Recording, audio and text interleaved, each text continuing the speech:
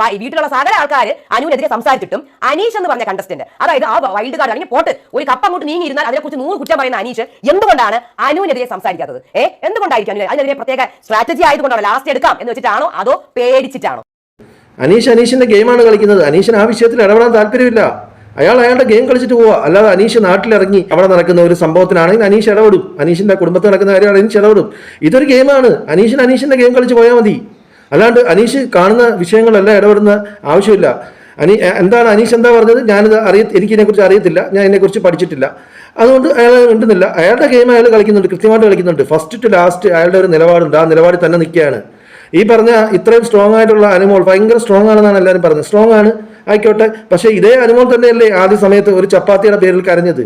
അപ്പോൾ പല പല നിലപാടുകളാണ്. ഒറ്റ നിലപാട് നിൽക്കുന്നില്ലേ നമുക്ക് വേണ്ടത്? അതല്ലേ ഒരു ഗെയിം എന്ന് പറഞ്ഞത്. ഇതിനെ ഗെയിമായിട്ട് കാണുക, അല്ല ജീവിതമായിട്ട് ആരും കാണണ്ട.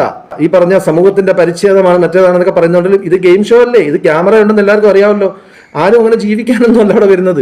അപ്പോൾ അനീഷിനെ പരിണാമം രേവതി കൂടുതലായിട്ട് പറയേണ്ട. അനീഷിനറിയാം അനീഷിന് എന്ത് ചെയ്യണമെന്ന്, അനീഷ് എങ്ങനെ കളിക്കണമെന്ന് അനീഷ് അറിയാം. അയാളുടെ ഒരു സ്റ്റെപ്പ് ബൈ സ്റ്റെപ്പായിട്ട് അയാളുടെ ഒരു ഗെയിം, അയാളുടെ ഒറ്റ സ്ട്രാറ്റജി, ഒരു കൈ അകലം. അനുമോൾ വന്നിട്ടും പറഞ്ഞ് അനുമോൾക്ക് സപ്പോർട്ട് ഉണ്ടെന്ന് അറിയാം അനീഷിന്, എന്നിട്ടും പറഞ്ഞ് ഒരു കൈ അകലം അങ്ങോട്ട് മാറി നിൽക്കുക. അതാണ് അനീഷിന്റെ ഗെയിം. ഇതിനെ ഗെയിമായിട്ട് കാണുക, ഇത് ജീവിതമല്ല. അതാദ്യം മനസ്സിലാക്കണം രേവതി. ഓക്കെ.